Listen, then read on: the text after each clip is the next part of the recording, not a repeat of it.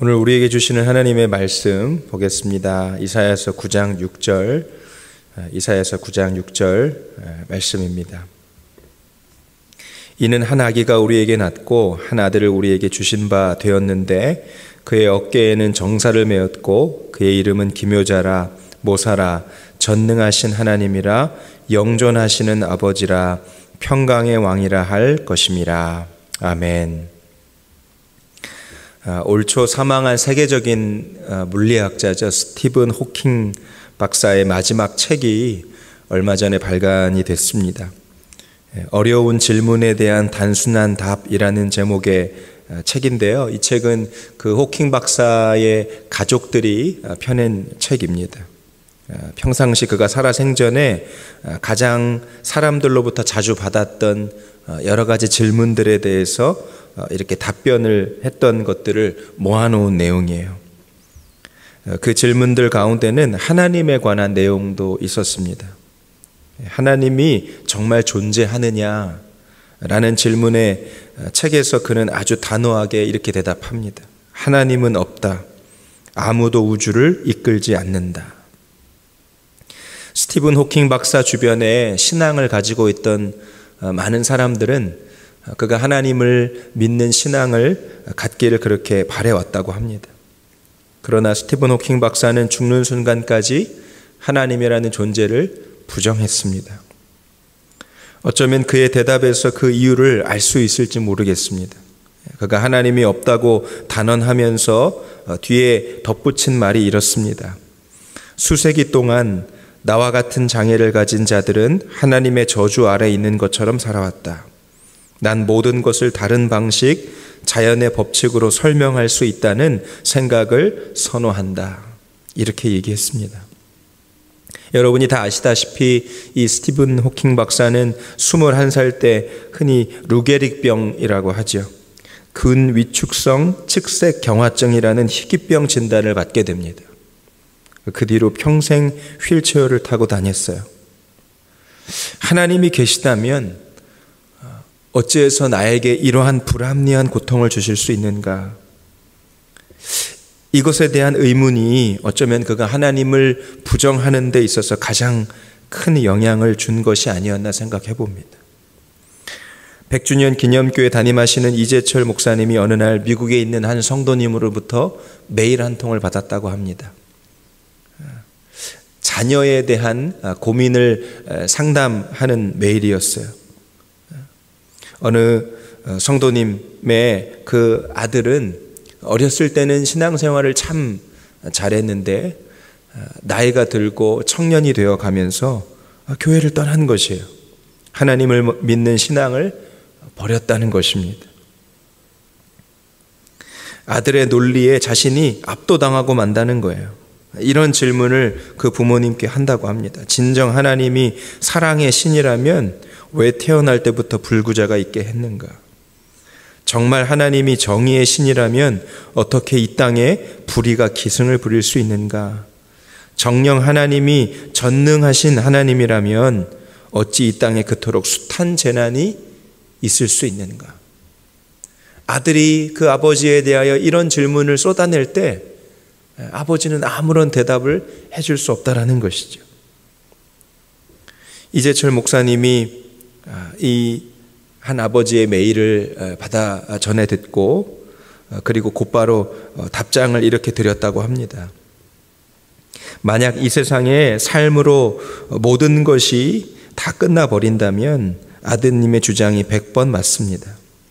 그러나 우리의 코끝에서 호흡이 멈추는 것으로 모든 것이 끝나는 것이 아니라면 그 이후에 다른 삶이 있다면 아드님의 주장은 완전히 틀렸습니다.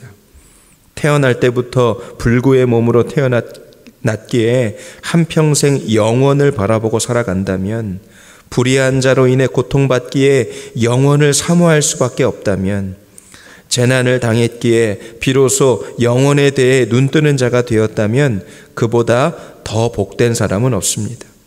오히려 세상에서 모든 것이 자신의 뜻대로 이루어져서 영원을 생각할 필요도 없이 살아가는 자가 있다면 그야말로 불행한 사람인 것입니다. 사랑하는 성도 여러분, 이 땅에 살면서 슬픔과 절망을 우리는 경험할 때가 있습니다. 그런데 그때가 언제인지를 가만히 생각해 보면 이 땅에서 영원한 행복과 번영을 누리고 싶은 바람이 꺾여질 때라는 것을 알게 됩니다. 갑작스러운 중병에 들었을 때 사람들은 낙심합니다. 이 땅에서의 삶이 얼마 남지 않은 것이 아닐까 하는 죽음에 대한 두려움 때문입니다.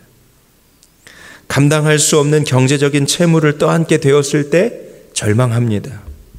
그것으로 인해서 나의 남겨진 삶이 안정적이고 평안한 삶이 되지 못할 것이라는 염려 때문입니다. 그렇게 바라고 희망하던 학교, 직장에 들어가지 못했을 때 절망합니다.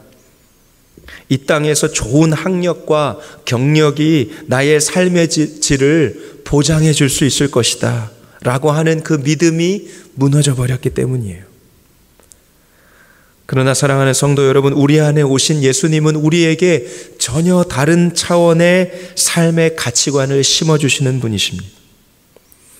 이 땅에서의 삶은 정말 잠깐의 것이고 영원히 존재하시는 영존하시는 하나님과 함께 영원한 하나님 나라에서의 삶이 있다는 것을 우리에게 보여주셨어요. 오늘 이사야 선지자가 예수님에 대하여 받은 세 번째 이름은 영존하시는 아버지입니다. 그런데 우리가 알고 있는 삼위일체 하나님의 그 신학의 관점으로 보자면 약간의 혼란이 있는 것이죠. 성부, 성자, 성령, 삼위일체 하나님 다 동일한 하나님이시지만 그러나 그 세 분이 다른 위격을 가지고 계세요. 예수님은 하나님의 아들이시죠. 그러므로 영존하시는 아버지라는 칭호가 예수님께는 적합하지 않은 것입니다. 영존하시는 아들이라고 했을 때 맞는 말이 되겠지만 영존하시는 아버지라는 말이 뭔가 우리에게 혼란을 줄 수 있는 것이죠. 여러 성경학자들이 이 말씀을 해석하기를 이사야 선지자가 사용한 이 아버지라는 단어는 혈연 관계를 나타내는 아버지와 아들로서의 아버지가 아니라 무엇의 창시자 그리고 무엇을 만들어낸 자라는 의미로서 사용했다고 이야기합니다. 창세기에 보면 야발이라는 이름이 나옵니다. 야발이라는 이름을 가진 인물이 스쳐 지나가는데 성경이 그를 어떻게 기록하냐면 창세기 4장 20절에 야단은 야발을 낳았으니 그의 장막에 거주하며 가축을 치는 자의 조상이 되었고 이렇게 이야기합니다. 야발은 가축을 치는 자의 조상이 되었다라고 이야기해요. 여기서의 조상이 아버지와 같은 단어입니다.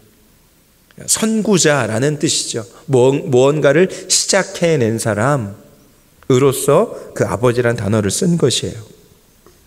요한복음 8장 44절에서 예수님께서 사탄을 일컬어서 뭐라고 하는지 한번 보십시오. 요한복음 8장 44절 그가 거짓말쟁이요 거짓의 아비가 되었습니다. 여러분 여기서도 아비라는 말은 사탄이 거짓을 만들어내고 그리고 거짓을 시작했다라는 뜻으로 사용되어진 것이죠. 여러분 교과서에서도 많이 본 내용이셨을 거예요. 우리가 바알을 일컬어서 뭐라고 하죠? 음악의 아버지라고 이야기합니다. 바로크 시대를 대표하는 수많은 곡들, 정말 명곡들을 만들어 냈기에 그가 바로크 시대의 음악의 아버지다. 무슨 말이에요? 음악의 선구자였다. 그리고 음악의 창시자였다. 이런 표현으로서 음악의 아버지라고 표현하는 거죠. 그러므로 이사야 선지자가 말하는 영존하시는 아버지라는 말은 예수 그리스도는 곧 영원한 것의 창시자다. 그가 영원을 만드신 분이다 라는 의미인 것입니다. 하나님께서 떨기나무 가운데 모세에게 나타나셔서 자기 자신에 대해서 이렇게 소개하셨습니다. 출애굽기 3장 14절 말씀이에요. 하나님이 모세에게 이르시되 나는 스스로 있는 자니라. 또 이르시되 너는 이스라엘 자손에게 이같이 이르기를 스스로 있는 자가 나를 너희에게 보내셨다 하라. 여러분, 스스로 존재한다 라는 것은 정말 엄청난 의미예요. 스스로 존재한다. 자기를 만든 어떤 창시자가 없어요. 시작도 없고 끝도 없고 알 수 없는 영원 전부터 영원까지 존재하시는 자, 그것이 스스로 존재하는 분 여호와 하나님이신 것이에요. 예수님의 형제였던 유다가 하나님을 칭송하는 말씀을 들어보십시오. 유다서 1장 25절 말씀입니다. 곧 우리 구주 홀로 하나이신 하나님께 우리 주 예수 그리스도로 말미암아 영광과 위엄과 권력과 권세가 영원 전부터 이제와 영원토록 있을지어다. 아멘. 저와 여러분 안에 오신 예수님은 영원 전부터 그리고 영원토록 존재하시는 영원하신 하나님이십니다. 영존하시는 아버지, 그가 예수 그리스도이세요. 그 영원하신 하나님께서 모든 사람들의 마음 가운데 영원한 것, 영원을 사모하는 마음을 주셨다고 했습니다. 전도서 3장 11절 말씀이에요. 하나님이 모든 것을 지으시되 때를 따라 아름답게 하셨고 또 모든 사람들에게는 영원을 사모하는 마음을 주셨느니라. 사람들은 누구나 다 자기만의 방식으로, 자기만의 가치관으로 영원한 것을 추구하면서 삽니다. 이 세상에서 변하지 않는 것, 끝나지 않는 행복을 추구하면서 산다라는 거예요.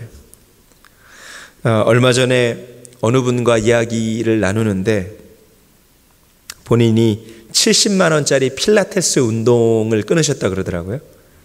네, 필라테스 운동 아시죠? 저희 아내도 이렇게 하는 걸 봤어요. 쫄쫄이 바지 이렇게 입고 이렇게 스트레칭 하면서 하는 운동이래요. 70만 원짜리 그 운동권을 끊으셨대요. 그래서 연간 회원권을 저렴하게 잘 끊으셨나 보다 그렇게 생각했는데 한 달권이래요. 한 달권. 한 달 레슨비가 70만 원이라는 것입니다. 제가 그 얘기를 들으면서 부럽기도 하고 한편으로는 자괴감도 들었습니다. 그분에게 있어서 이 건강한 육신을 영위하기 위해서 한 달에 70만 원을 페이하는 것을 아깝지 않게 여기신 것이죠. 어떤 사람은 좋은 차, 또 어떤 사람은 더 넓은 집, 또 어떤 사람은 아주 웰빙하는 것에 대해서 아깝지 않게 기꺼이 많은 돈을 페이하며 살아갑니다. 왜 그렇습니까? 그것이 이 땅에서 보다 더 큰 행복을 줄 수 있을 것이라는 신념 때문인 것이죠. 그러나 여러분, 이 땅에서 누릴 수 있는 행복과 기쁨은 영원한 것이 없습니다. 잠깐 누리는 것뿐이에요. 이 땅에서 누리는 것, 유한한 것들입니다. 여러분은 여러분의 삶 가운데 요즘 무엇에 가장 많이 페이하면서 사십니까? 여러분의 시간, 여러분의 물질, 그리고 여러분의 힘, 무엇에 여러분의 것을 가장 많이 페이하면서 사십니까? 그것이 여러분이 이 땅에서 누리고자 하는 행복과 관련이 있는 것이에요. 그러나 여러분, 우리가 꼭 기억해야 합니다. 이 땅에서 영원한 행복, 영원한 기쁨을 누릴 수 있는 것은 아무것도 없어요. 오직 영원한 하나님의 나라, 그 영원한 하나님의 나라를 추구하면서 사는 것, 여러분, 그것이 우리에게 기쁨을 주는 것이에요. 그것이 아니라면 여러분, 우리는 이 땅에 썩어질 것을 붙잡고 사는 인생들인 것입니다. 2003년 4월이에요. 우리나라의 19차 그 로또 복권 아시죠? 그 로또에서 혼자 1등을 차지하신 분이 계십니다. 무려 당첨금이 407억 원이에요. 한국 로또 역사의 전설이라 불리는 사람입니다. 이분이 춘천에 사시는 박모 씨인데요. 이분이 경찰관이세요. 당첨금에서 세금을 떼고 받은 실수령액이 무려 317억 원이라고 합니다. 엄청난 돈이죠. 이 당첨금이 아직도 한국에서 전무후무한 액수라고 합니다. 이분이 당첨금을 받고 그 다음에 여러분 한 일이 뭔지 아십니까? 그 다음 날로 바로 경찰서 가서 경찰관 사직서를 낸 것입니다. 그분이 이래저래 나름 사회에 한 30억 원 정도를 기부하셨다고 해요. 30억 원 빼도 얼마예요? 280억이 남아 있습니다. 그분이 이 300억 원을 수령받고 그리고 그 다음 날로 가서 경찰서를 사직하고 그리고 또 한 일이 뭔지 아십니까? 모든 사람들과의 관계를 다 끊고 어디론가 잠적해 버렸어요. 뭐 해외로 이주했다라는 소문도 들립니다. 그 일이 있고 난 뒤 딱 10년 후 일입니다. 2013년 5월 캐나다에서도 대박을 친 로또 복권 당첨자가 나옵니다. 서부 캘거리에 사는 톰 크리스트라는 분이에요. 아주 중년의 노인 신사분이 복권 회사로부터 복권에 당첨됐다는 전화를 받게 됩니다. 근데 그 액수가 무려 4천만 달러예요. 우리나라 돈으로 420억 원 정도 되는 금액입니다. 그런데 이 아저씨는 춘천의 그 경찰관 아저씨와는 달랐어요. 이 톰 크리스트 씨는 당첨금 전액을 암 환자들의 치료에 써주십시오라고 하면서 암센터에 전액을 기부하게 됩니다. 이 톰 크리스트 씨가 그 복권이 당첨되기 전 1년 전에 자신의 사랑하는 아내가 암 때문에 세상을 떠나게 됩니다. 그리고 그 아내를 추모하면서 그 당첨금 전액을 암 환자들을 위해 써달라고 기부한 것이에요. 여러분, 우리가 진정으로 추구해야 될 영원한 것, 영원한 가치, 그것이 무엇입니까?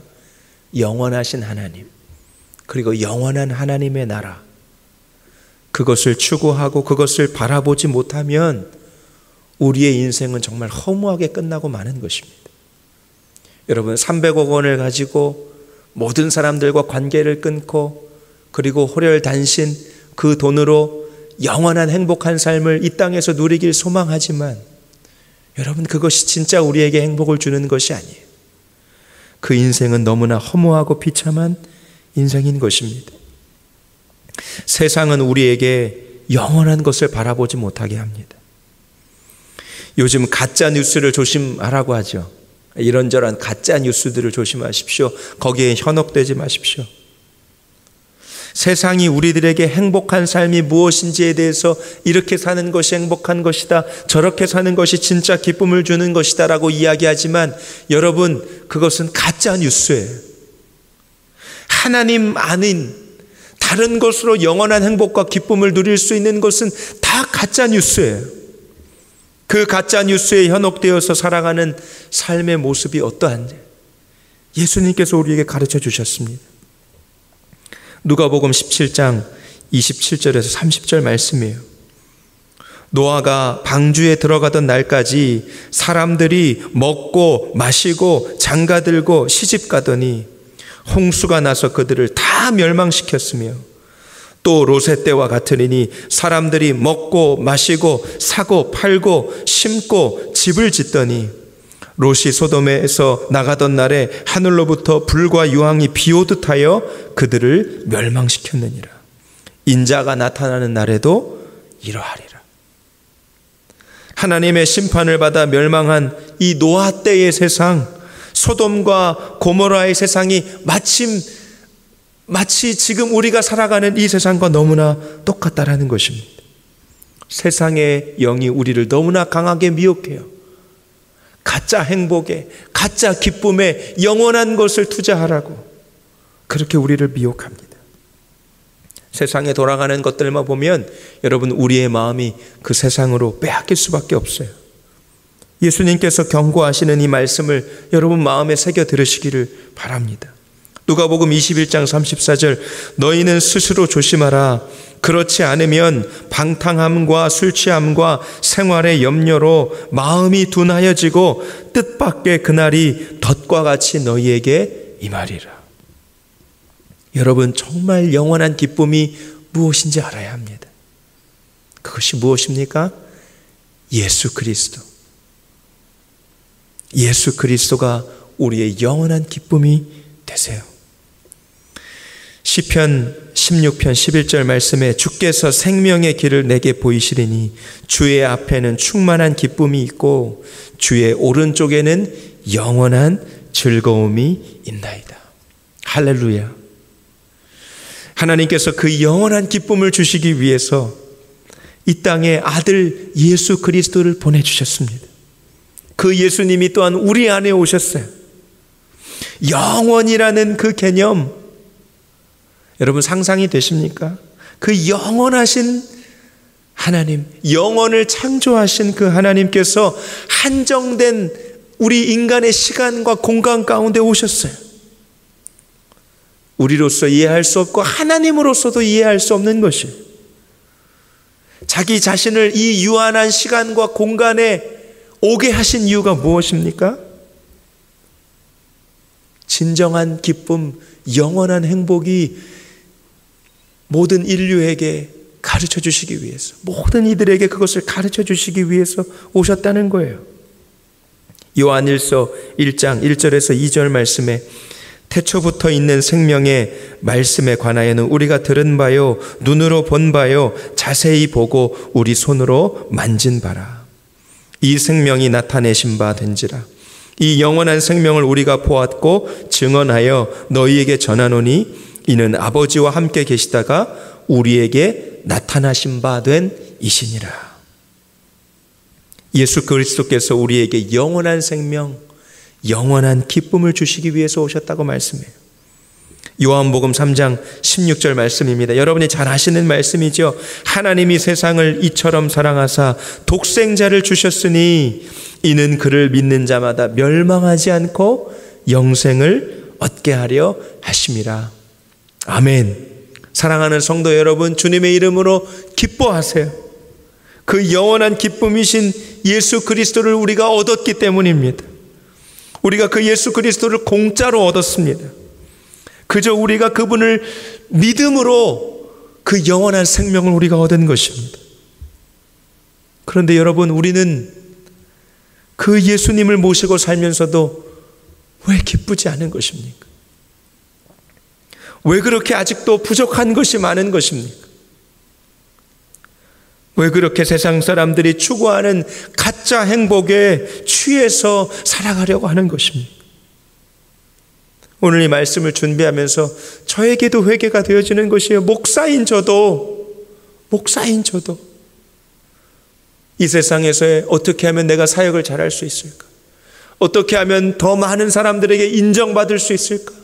성공적인 사역을 할 수 있을까? 더 큰 사역을 할 수 있을까? 나의 진로는 어떻게 하면 더 성공적인 곳으로 나아갈 수 있을까? 세상에 썩어질 것, 정말 생명이 아닌 것, 하나님 나라가 아닌 것에 아직도 내가 마음 쓰고 있는 나 자신을 보게 돼요. 생명이신 예수님, 영원한 기쁨이신 그 예수님이 내 안에 오셨음에도 왜 그 기쁨을 누리지 못할까? 우리 안에 오신 그 예수 그리스도를 우리가 온전히 바라보지 못하고 있기 때문인 것입니다. 5명의 남자와 가정생활에 실패하고 이제 6번째 남자와 살고 있는 사마리아의 한 여인, 그 여인을 예수님께서 만나 주셨습니다. 사람이 없는 가장 뜨거운 태양이 내리쬐는 그 낮 시간에 사람의 눈을 피해서 우물가로 찾아온 그 여인에게 예수님께서 나에게 물 한 모금을 달라 부탁하시는 그 말씀으로 그 여인과 이야기를 나누세요.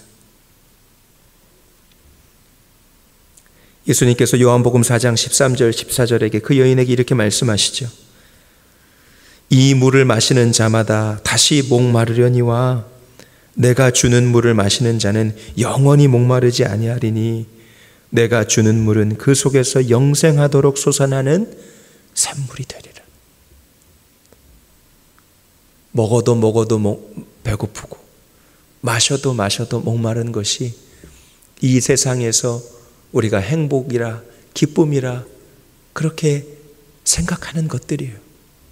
그러나 예수 그리스도 그분을 모시고 사는 자의 삶은 영원히 목마르지 아니할 것이라 주님이 그렇게 말씀하십니다.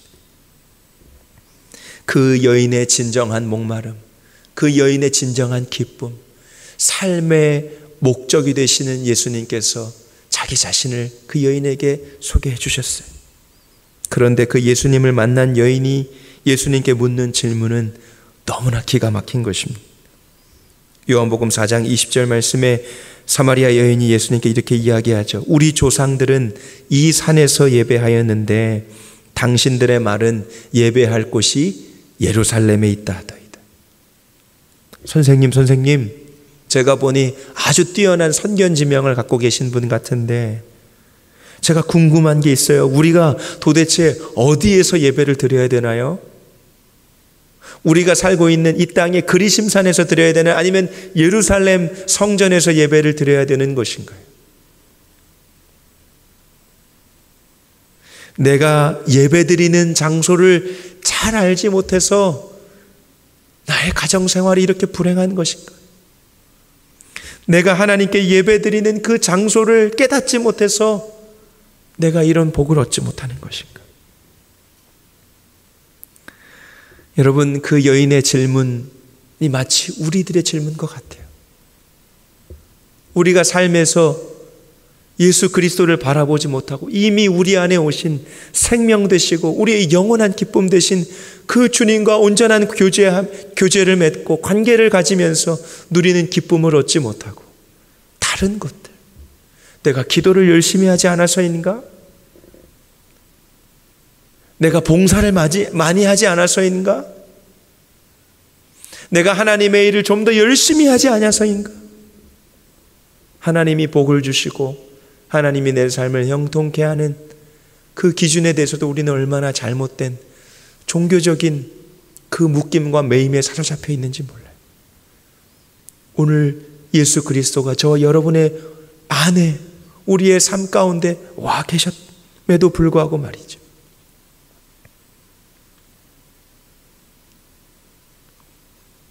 예수님께서 우리에게 영원한 생명이 되시는 분이세요. 베다니에 사는 나사로가 죽을 병에 걸렸습니다.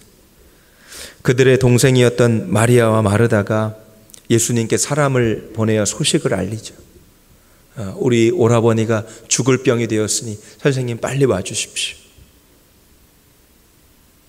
요한복음 11장 4절에서 5절 말씀에 예수께서 들으시고 이르시되 이 병은 죽을 병이 아니니라 하나님의 영광을 위함이요 하나님의 아들이 이로 말미암아 영광을 받게 하려 함이라 하시더라. 예수께서 본래 마르다와 그 동생과 나사로를 사랑하시다니. 나사로의 소식을 듣고 이것은 하나님의 영광을 위함이라. 그리고 예수님께서 그들을 정말 사랑하셨다고 말씀하셨어요. 여러분, 사랑하셨으면 어떻게 해야 됩니까? 그 소식을 들었을 때 빨리 신방을 가셔야죠. 내가 빨리 갈게. 내가 빨리 가서 나사로에게 손을 얹고 그 병을 치료해 줄게. 그런데 예수님께서 어떻게 된 일인지 그 이야기를 듣고는 거기서 더 머무르시는 거예요. 11장 6절에 나사로가 병들었다 함을 들으시고 그 계시던 곳에 이틀을 더 유하시고, 이틀을 더 유하시는 거예요. 사람들이 다 할 수 없었어요. 그리고 이틀을 유하시고 베다니로 출발하셔서 도착하셨을 때 이미 나사로는 죽은 지 4일째 되는 날이었어요. 무덤에 옮겨졌고 시체 썩는 냄새가 나고 있었습니다. 사람들은 예수님이 나사로에게 왜 빨리 오지 않으셨냐고, 예수님 왜 빨리 오지 않으셨어요? 왜 거기서 이틀이나 더 지체하고 계셨어요? 그렇게 시간이 지연된 것에 대해서 한탄스럽게 얘기했어요. 요한복음 11장 21절에 마르다가 예수께 여짜오되 주께서 여기 계셨더라면 내 오라버니가 죽지 아니하였겠나이다. 여러분 무슨 얘기예요? 예수님이 조금만 빨리 오셨으면, 정말 가장 아팠을 때 그때 예수님이 여기 계셨더라면, 3일이나 지나고 나서 오시니 그것이 너무나 안타까웠던 거죠. 성도 여러분, 우리는 유한한 육신의 몸을 입고 이 땅에 살면서 시간이라는 제약 속에 살아가고 있습니다. 우리에게 주어진 시간은 너무나 짧고 빨리 지나갑니다. 그렇게 우리에게 시간은 너무나 소중해요. 그러나 하나님께서 창조하신 영원의 개념 속에서 우리가 경험하는 일부의 시간은 너무나 작은 것이고 하나님께 있어서는 아무런 문제가 되어지지 않는 것이에요. 영존하시는 아버지 예수 그리스도, 그분이 시간의 주관자이시기 때문이에요. 물리적으로 생물학적으로 사망, 죽음을 경험한 자에게 더 이상 다른 생명을 기대할 수가 없는 것입니다. 그래서 나사로의 죽음 이후에 예수님을 맞이한 그 나사로의 가족들과 친구들은 예수님이 그의 죽음 후에 오신 것으로 인해서 너무나 안타까워했습니다. 예수님이 나사로의 무덤을 막은 돌을 옮겨 놓으라 그렇게 말씀하실 때 사람들은 기가 막혀 했어요.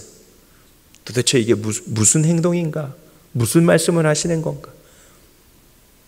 요한복음 11장 39절에 예수께서 이르시되 돌을 옮겨 놓으라 하시니 그 죽은 자의 누이 마르다가 이르되 주여 죽은 지가 나흘이 되었음에 벌써 냄새가 나나이다.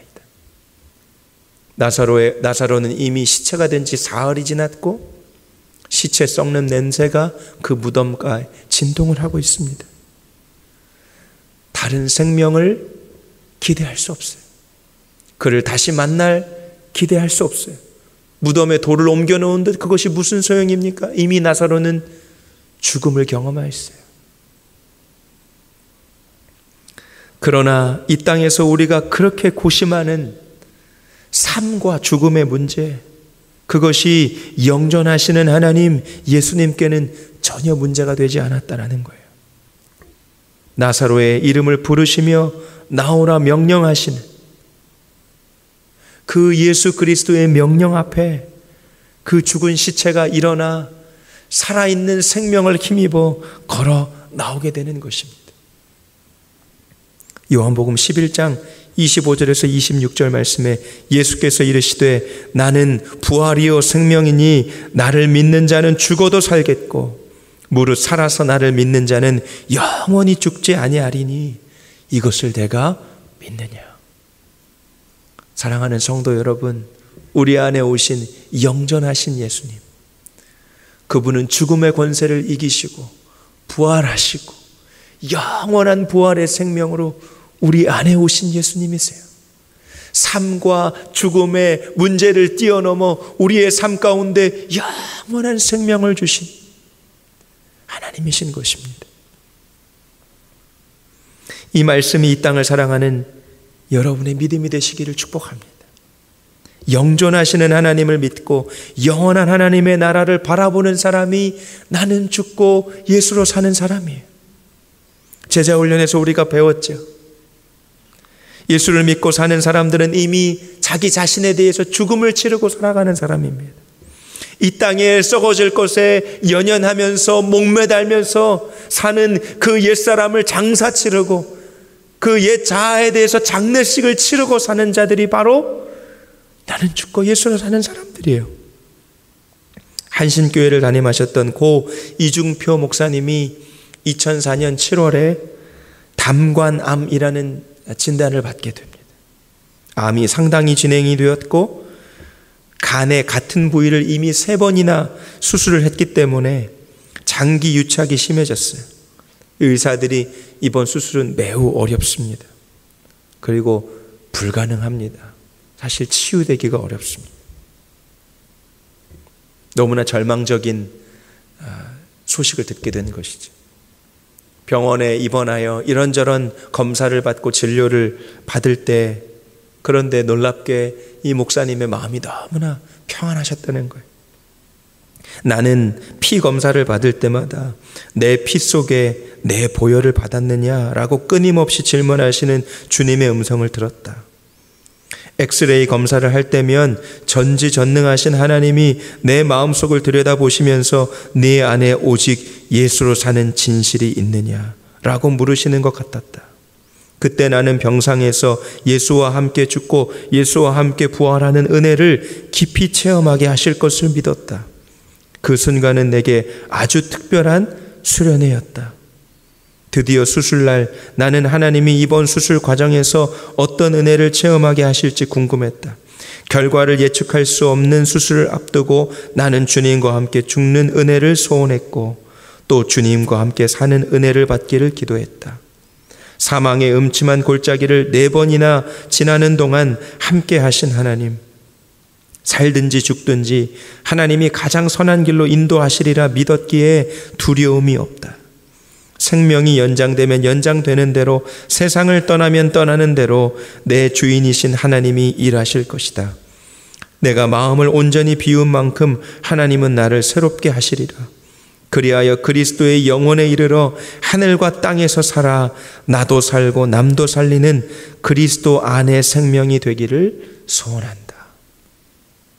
사랑하는 성도 여러분, 영존하시는 하나님, 예수 그리스도로 살고 예수 그리스도로 죽는 저와 여러분의 삶이 되기를 주님의 이름으로 축복합니다. 이 땅에서 썩어질 것 붙잡고 사는 인생,